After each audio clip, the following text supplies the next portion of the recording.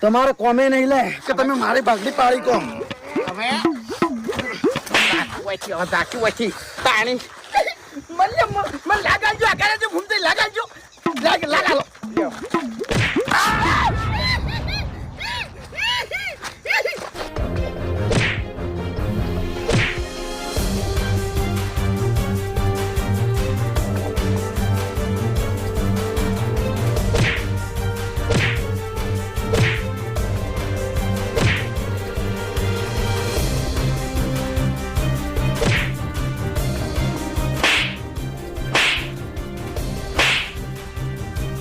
કાકા